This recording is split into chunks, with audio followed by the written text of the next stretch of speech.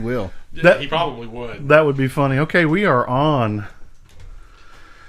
You know, this one's kind of unique to start off with, because we're talking about something that's really big in the news, and it has actually a lot of implications to a lot of people, because when you look at social media, there's nothing we can or cannot do without it. You know what I mean? I mean, we're pretty much tied into it. It's very pervasive in your life when you start looking at the applications that you rely upon to get information back and forth between each other, even just to communicate between family members. I mean, a lot of people just use it for communication between family members, friends, make plans, that kind of stuff. Well, look at us. We're using a podcast format that'll be promoted through social media. So there's millions of us that are doing that. What I think is funny, though, this was started by a bunch of college dudes that just wanted to meet chicks. Yep, get laid. Yeah. It was a hookup meetup site, which is amazing about this country and about free enterprise and capitalism, is that you got a bunch of dudes in college that made a hookup site that turned into this huge monster that has transitioned from a hookup site to friends and family communicating. Businesses are a part of it now. I mean, it's become a little bit more altruistic. Very much so. And it's woven deeply. Well, it's a media outlet. Yeah. I mean, if you want to look at it that way, it really truly has become its own form of media outlet. It has. One of the reporters just described Mark Zuckerberg as a billionaire with Asperger's. Oh, wow, and I was like, whoa, perfect. Wow. But it's fair, because how does a guy that's 19, I think, when they all put this 19. together, him and 3 other guys put this together, by the way. Which he screwed them all over. He basically is claiming sole entity on this, but he really did screw some dudes over on it. So anyway, you got this guy that's 19 that granted, he was going to an Ivy League school. I get that. But just because you go to an Ivy League school doesn't mean you're going to do well with your life, or you're absolutely smart when you get out, right? I've known plenty that aren't. Yeah, and so he gets this format going, and it is like gigantic. I mean, so last year they posted $40 billion in ad revenue generated. Wow. Mm-hmm. That is huge. It's a lot of money. That is huge. That makes you the biggest publisher in the world, is what that does. You're a huge media outlet. That's the largest media outlet. That's the most... just think about that from that number. Definitely surrounded himself with a lot of smart people. So, and it's funny, because when you look at surrounding yourself with smart people, you're not always in tune to what their motives are. Okay. Right. So when you're building a business to this size, at the speed that this business grew, he had a lot of people coming to him, not only just as employees for like services, but the tech side of it. Correct. The amount of information that's being generated, transmitted, whatever it is. So there's a lot of motive and I would say return on initial investment for these tech developers. Sure. Right. On what do we do with this information, and it looks like they found something to do with it. Well, the data mining potential for it is absolutely huge. Right. I mean, when the forethought to see what they saw in the beginning of this is tremendous. Now, it's not that when he started as a hookup site, but after they figured out that people are using this, the potential. The forebears really thought this thing through. Obviously, I thought Joe Barton had a really good comment, because he, sort of people were talking up Facebook and how they matured and stuff like that. Well, one of his comments was, as your company grew, I can't necessarily say that it matured over that course of time. And I was like, that's a pretty very strong astute statement. It's very astute. Coming from a 70-plus-year-old congressman who most people will go, those old people don't understand technology, and I have to say that he grasped concepts well, that's for sure. We as a demographic are probably closer. People think we're closer to his what they perceive as the older generation not understanding technology as well as we probably do. So I've been kind of thinking about this whole growth and transition of this company. And it's funny because it started out for young people, and the young people have moved away from it. They've moved into Instagram. They went from Facebook to Twitter to Instagram to Snapchat, and Snapchat's almost dead now as well. So they're a fickle lot, those young kids. They just move back and forth, whatever media. And when the old people start attaching themselves to that media, the kids run from it because they don't want their mom and dad intruding on whatever they're doing. So, when you look at the makeup of Facebook now, it's a lot of more mature people. It's late 30 somethings, early 40 somethings Right. that use it. You know, and you're either keeping up with family, like you said, or you're narcissistic and you like posting pictures of yourself and shit, and which is so true. Yeah. Some of these whack jobs get out there, and you everywhere they're making duck lips and faces and everything, and they're posting it on their wall. Right. Okay, how many likes do I get? You're inflicting that on me daily. It's how many awful. likes can I get? And what ends up happening is this obsession with self gratification. Yeah. Just on the like aspect. So if you look at that dimension of it, then you look at the business side of it. I can search Amazon independently, come back to Facebook, and the things that I was looking at, they start recommending to me Right. through my Facebook. Scraping is awful fast nowadays. It doesn't is. take long. They don't have to download your cookies and look at it. Right. They know immediately what's going on. Right.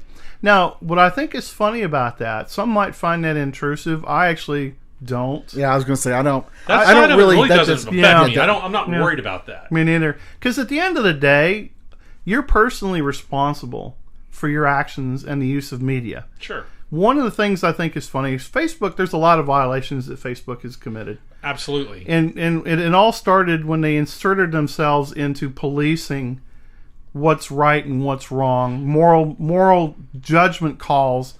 This is when they start getting into trouble. If they would just, you have to remember, first of all, people have to be responsible for their own actions. If you don't want something shared, don't post it. Don't run your mouth. If you That's want simple. to, go to your security settings and cut that third party sharing off.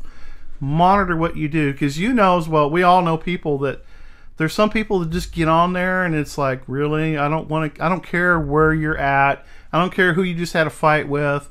I don't care. I don't want to know all that intimate detail about yourself. And shame on you for being stupid enough. It's to become put that its on own there. show to a degree, if you think about it. If It you've really got the has. right friends, it's Yeah. a pretty damn good show. You just got to sit back and watch. Right, and it's funny because it's like, I don't know, I just, to get into an argument, so the whole political cycle. So during the 2016 political cycle, we saw a lot of this too. We saw a lot of people, I had 30, I'm one of them. I had a bunch of Democrat friends that are no longer friends anymore. Yeah. Okay, now how silly is that? But it's because people can't keep civil discourse in a discussion. Well, it comes down to that anonymity that's really not there, because I am Right. going to see you outside of that at some point, and Sure. I'm going to remember what you told me. So I think in this instance, the internet loses some of the anonymity that's it supposedly does. there. You know yeah, what I it's mean? wide open. It's a portal, for Right. sure. Well, Todd and I were having this conversation a few days ago offline. When the hearings were going on, and he and I kind of clued in on a couple of the same comments where we caught the inclusion of AI in the conversation. Yeah. Right. As okay, now I don't have somebody who's sitting in front of a monitor going, I caught that. Now you have become smart enough to create a program that recognizes certain words, and if you exclude that person, or you figure out a way to make that person go away or become not relevant, now you're starting to shape what people can and cannot talk about. And therein lies my problem. You're hitting exactly on where I have the problem with Facebook. It's not the fact that you're selling my data. I think most of us knew that going in. Sure. If you didn't know that, you're Who wasn't living selling data for a free long service, before Facebook? Yeah, Right. A free service has to fund itself somehow. Sure. It has to fund itself somehow. We knew that going in. That's not where my problem lies. Now, that's where they want to focus, it seems Right. like, in these hearings. But that's not where my problem is. My problem is looking at content and deciding what I can and can't see. Right. Or something that I publish that my friends can or cannot see if I put it out there. Sure. That becomes my huge problem with what's going on here. I don't feel like these hearings are addressing that at all. Now, No, they're really not. This late pushback, like let's take these hearings for instance, where a lot of these senators were talking about, how come you're not up front when somebody logs into Facebook, how come something immediately doesn't pop up that says basically you're at risk for giving up a little bit of your privacy. Do you want to proceed? Sure. Now, because Facebook has become so significant, and like I told you offline, it's basically woven into the American daily life. That anybody who participates in Facebook doesn't at least look at it once a day. Absolutely. You know, at some point you get to the term that they called social media addiction, which I thought was. I'm not sure I buy that. Yeah, I know I probably do, but I think that's just a okay. I think it's. Some people have it though. I was going to say. I think it's a made up term, but I actually would probably say I might be guilty of that because I'm looking at some sort of social media throughout the day. If it's not Facebook, it's Twitter. It's okay. But so with that said, addiction is but it's something that I've built a habit of doing. Well, with that said, so you have to understand though. You're specifically searching for something, though. Right. So your presence on social media... You're there with a purpose. You're there with a purpose. You're not sitting there looking for likes. Okay? Because you just don't... You're not that guy.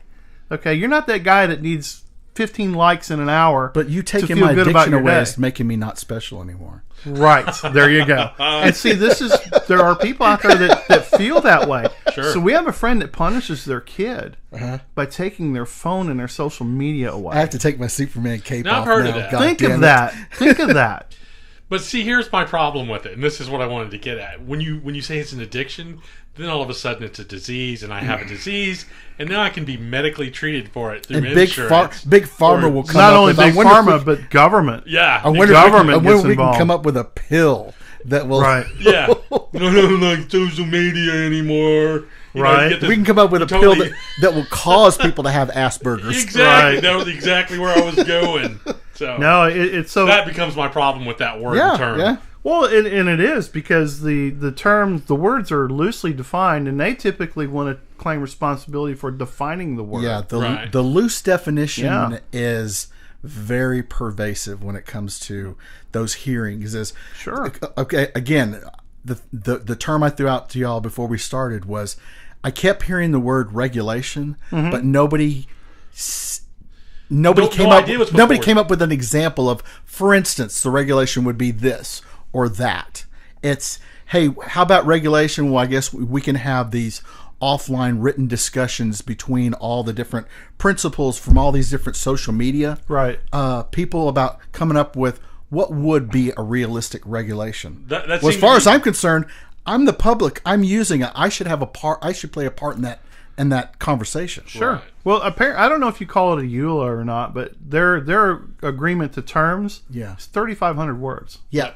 And 3,500 words. And people are lazy about agreeing We're to them. conditioned to check accept to move forward, or you don't get to use the service. Thank you, Microsoft. Yeah, exactly. So that's a good point. Yeah. Very good point. Yeah, so you're conditioned to hit accept because I have to. Well, I'm just going to live with this, and you just check it, and you don't realize that all these rights you've allowed them to strip away from you. You let the devil write the contract. Now, in this more in these hearings, I can't remember if it was day 1 or two. One of the senators or congressmen or whatever they were brought up the fact that, hey, you've become this huge monster that maybe there needs to be some sort of healthy competition. Which I was like, well, hello, there was MySpace. Yeah. But it is a monopoly at this point. It is, but at this point. But Zuckerberg brought up the fact that, hey, we're not the only social media out there. There's Instagram, there's Twitter, and to some degree, he's a bit right. Mm-hmm. I think that Facebook's a little bit more all encompassing than those other ones. It is. But with this, a couple of weeks ago, a friend of mine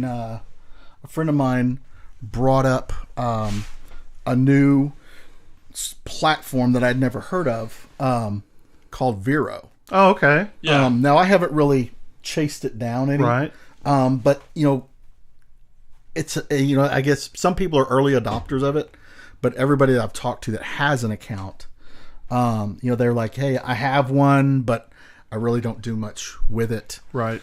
So I'm looking at, I think they're right that there needs to be healthy competition, but how I look at it is don't discount MySpace, because MySpace, that's what it was. I actually liked I don't need MySpace. another login password. Yeah. I'm sorry, Yeah, guys. okay, yeah.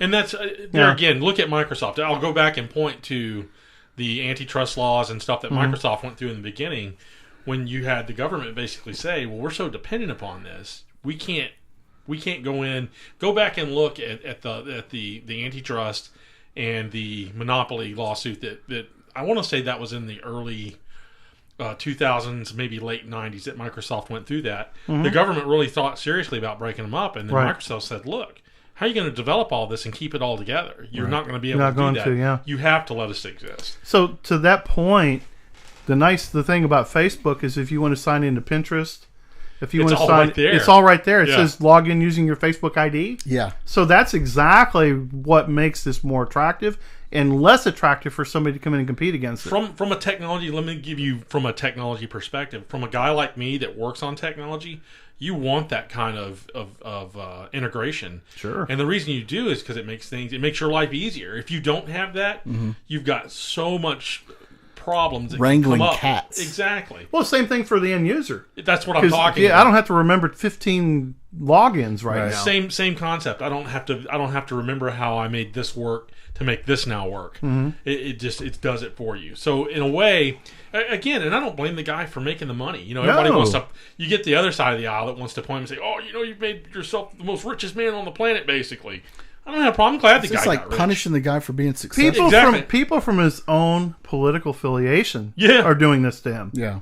You have to understand how those people think, and they're dangerous people. They are. Hey, Mark, I'm happy for you, dude. I'm glad you made it. I want to make it like that. Yeah, I mean, that is like living the American dream. You were able to create a product that people found the need to have that in their life. And you know, me personally, I'm not knocking him. Okay, I'm really not. I'm not knocking that group of guys because this country, if you start stifling that kind of creativity, you've taken away what this country's about. But what ends up happening is as these things grow and the influence becomes the size that it has, it goes from beyond what we're talking about. It's no more social media.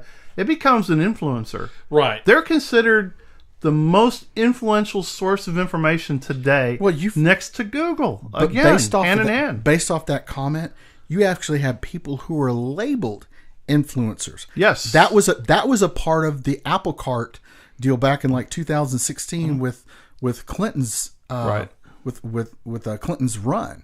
Is you have all these people who have a strong following, and hey, if I can influence these people to lean a particular way, then this is how I'm going to use that tool. So we get down to the whole marketing side of it.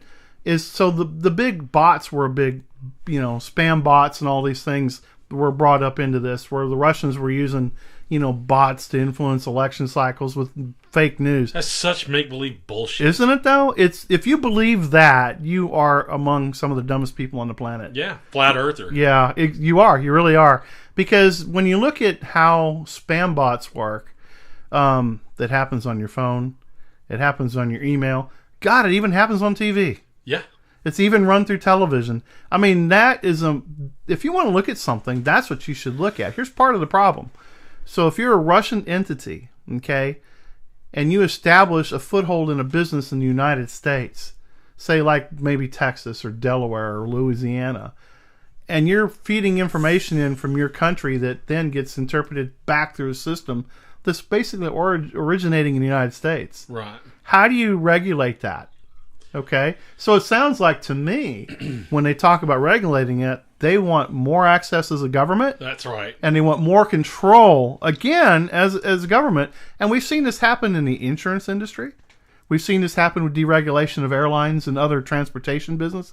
I mean, gee, many Christmas guys. I mean, you can't control what you have now. Right. And you're reaching for more. I could almost say that this whole exercise that has been eating up this news cycle with Facebook is just nothing more than a dog and pony show. That's all it is. It's two wolves fighting over a piece of meat. That's really what it is. That's the best way to put that. You've got. So he wants to self-regulate. So no telling what his concept of self-regulation is. My guess is we've already seen some of it. We have. We do have an idea of what he thinks self-regulation is. when I listen at Congress say we need to get involved in regulation, all I see is a bunch of people with their hand out at that point. Sure. It's what can I take from this guy? Right. Because he's made this money, so how can I come in and put my influence into it and take from it at the same time? You know that's how they're looking at it. So, And who's the best player at that game? To me, it's the progressive liberal parties. every day. Because they want to define... That's what they base their whole party on. Well, they want to define things. Yep. They want to define how you sleep, how you eat, how you think, how you should talk, Right. how you should live your life. So for them, this is a huge fishbowl. Absolutely. And they want to go fishing so bad that they've got the lines and the baits. They're hooked up. I feel bad for Zuckerberg. I honestly do. Because I believe he's an idealist. Yeah. I believe that his intent is not harmful, but I believe he's being led down that path. When you're at social events with a bunch of liberals, I mean, it's a bunch of handshaking and promises that go on. All they did was preen. I mean, basically, Yes. if you look at all the congressmen, all they did was sit there and preen the whole time. Right. Let me say my one little smart-ass comment. Right. And I got some playtime, and people talked about me on the news cycle. Right. Yeah. On Fox News or CNN or whatever. I made my little spin up, and people saw me. I'm That's surprised. what they're looking for. I'm surprised the nurse didn't come in and just grab a couple of those guys and change their diapers. I was like, "Are you kidding me?" I kept expecting them to ask somebody to ask, Yeah. "Can you come up here and put email on my phone?" Yeah. I was listening to Patrick Leahy, and I was like, "Dude, I thought he retired. I thought he was done years ago." I mean, I was looking at this, and this herein lies another problem for the American people. Okay, have the congressional hearings, have the senatorial hearings, all you want. But let's use people of relevant experience. Quit using guys that just got through chiseling stone. Right.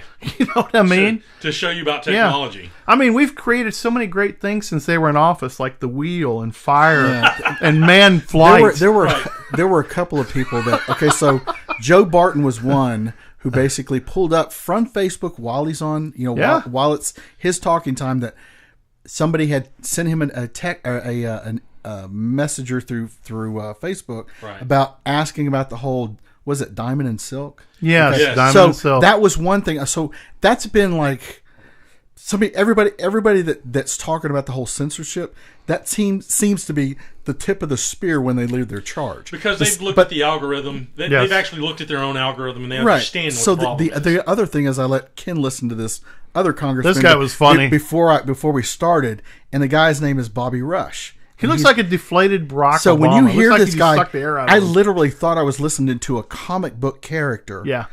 Speaking from Congress, basically kind of browbeating Zuckerberg was in at times during his 4 minutes, 4 minutes of a lot of time, it was a little bit hard to understand his stream of thought, because at one point it sounded like he was browbeating him, and then he was praising him. Sure. For, hey, you've lived the American dream. But so one of the things that I put down in my notes was, everybody seemed to have some sort of complaint when they moved from, when they basically handed off the mic to their other Well, they had to, because that makes them look good in front of their constituents. Right. So Barton complains about, or hell, Cruz is the same thing. Complained about conservative censorship, or conservative thought being censored on Facebook. Right. Bobby Rush approached it from certain ethnic ads being censored or not being played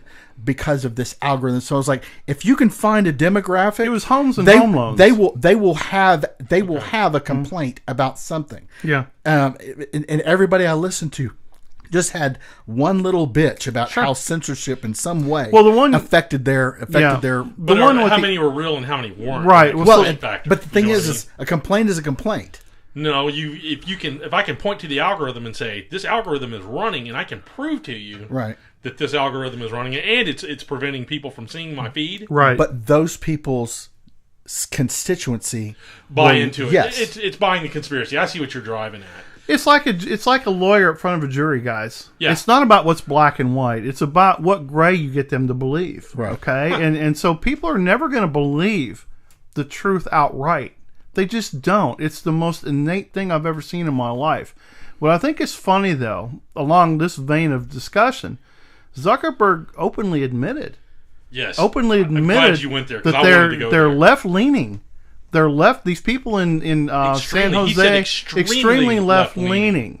Okay, so here's what I think is interesting about And it concerned him. He Yes. also said it concerns it concerns me. So he is admitting, and it's also CEO deniability at that Sure. point too, because you can't always be responsible for all the But truth. the fact that he brought it up on his own, Sure. you know, So he knew it was a problem. Sure. Because it's been addressed to him multiple times. But it wasn't- 2012, 2016. But it wasn't just social media. Anybody who's in Silicon Valley Sure. got basically identified. Yes, they Sure, did. they did. They did. Exactly, Graham. And this is what's scary about our artificial intelligence, is because these are the people that are programming the parameters of what AI looks at. Now, what I think is funny, going back to the ad block and stuff like that, one of the big arguments was that they would take and focus home loans and really nice neighborhoods to white subscribers, but not to black subscribers, and that has been proven. That has been proven. Right. Now, also the Diamond and Silk, is that what they call That's themselves? Diamond and Silk. Okay, they were they're funny. I mean, these girls I don't, are Very funny. entertaining. I don't I've track watched it. them. Yeah. I've never seen them before. Yeah. I know who they are. Yeah, but yeah. They're funny. So what they do is, what the biggest concern was, is not that they were black females, They but the supported fact that Trump. they supported Trump, and they were Right. making fun of those that didn't. So I thought that was an interesting thing. When you look at this, though, when Zuckerberg, you have to look at the liability he just exposed himself to. He basically now admitted that he has people making decisions for him that he's concerned about their political affiliation. Exactly. So he doesn't know the political affiliation of the 20,000 people he works for, but they know the political affiliation of the 20 plus million subscribers on their Facebook page. If you don't think so, people, go look at it. Yeah. It's right there in your settings. Yeah, so you look at that. So what he's basically done now, and I don't think he's realized this, and I think this is his naivete, because we've seen CEOs testify on the Hill before. Sure. And when they don't want to talk, they just don't want to talk, and they'll look stupid all day long, just so they don't say what this guy said. Right. And so basically, what he ended up doing, when Ted Cruz asked him about the political bias, I felt like a lot of people felt that Dick Durbin hit him pretty good about the private information. I don't buy It was that. comical. I mean, I enjoyed it. It's comical, It was. but Durbin wouldn't tell you where he stayed either, Right. and he wouldn't tell you where That's a he ate. security thing. Exactly. So Zuckerberg is going to claim the same thing as the CEO. That was just Durbin showing off. Yeah. That's the first time I think anybody's ever applauded for Durbin in many, many years. So kudos to you, Durbin, for coming up I with was that. entertained by the question. Sure. But, yeah. And we get his point. I mean, his point is Yeah. you're publishing that information of your users all Right, day long. right. Yeah. But It's funny because now when he's asked, are you a tech format or are you a publishing Publisher. format? right. And when he answered publisher, his legal staff's heads had to be exploding. There were some eyes rolling You and some know. necks snapping. I mean, that would have, yeah. Because he just opened a whole new door of liability. Yeah. He opened a whole new door of what Facebook is taking responsibility for now, which they are inherently responsible for just by that statement. Alka-Seltzer sales went up 400%. Yes. I guarantee. Yeah. One of the things that one of the senators brought up was the diversification of Facebook's business, because now they're dabbling into they now will have their own media content as far as like producing shows like Netflix and Amazon Right. and all that stuff. And so one of the things so you're a social media company, you're now a media producing company and a provider. So it eventually got to because he brought up the fact that they're so diversified in all these different industries.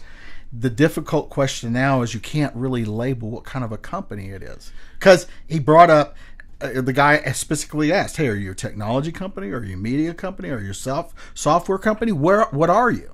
And there was this like kind of sort of crickets, because the fact that they've got their hooks and all these little things, you can't really say in a one-word answer, we're this.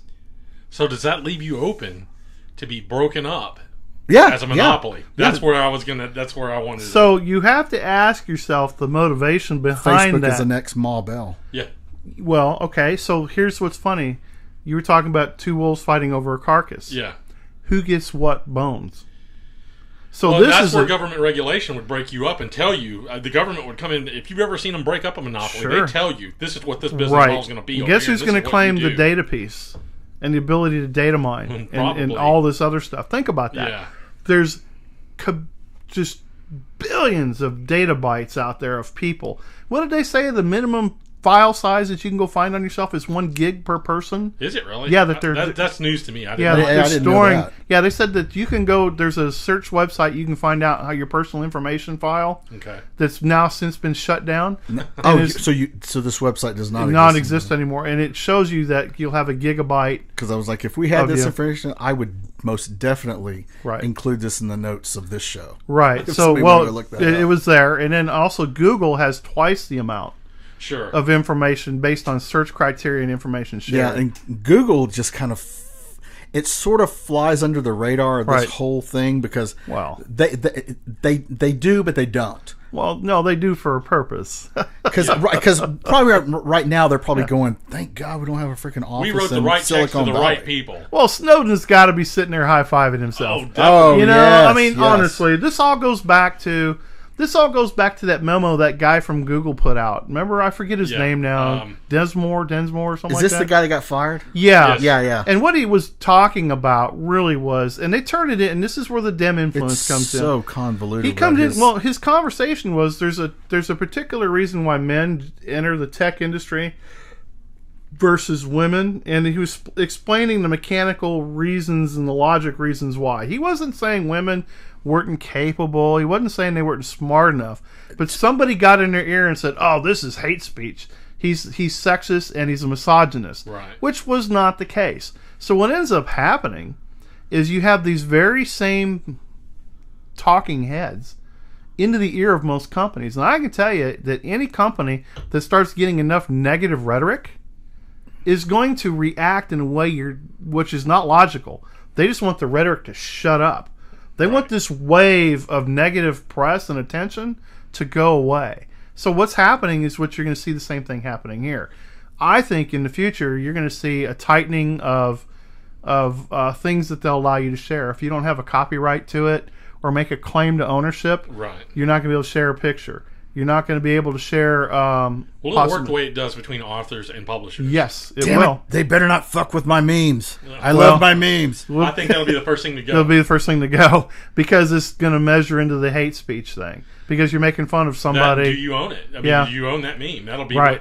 Does some website own it, or do you own it? Right. You can look at That's a it. good point. Yeah. Now, if it says copyright Sam's memes in the bottom corner and you agree to terms, that's one thing. But how do you prove those terms? Mental note: buy freaking Photoshop after I get done with this Right. show. So, well, there's meme generators that are a lot cheaper Yeah. that you can come up with. So, you kind of have to look at it. So, how they're going to slice this up.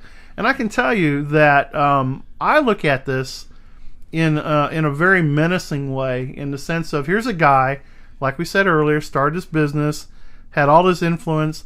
Somebody was able to come in and pick what they wanted off of it. What's the best thing to do with evidence? Destroy it. Yeah.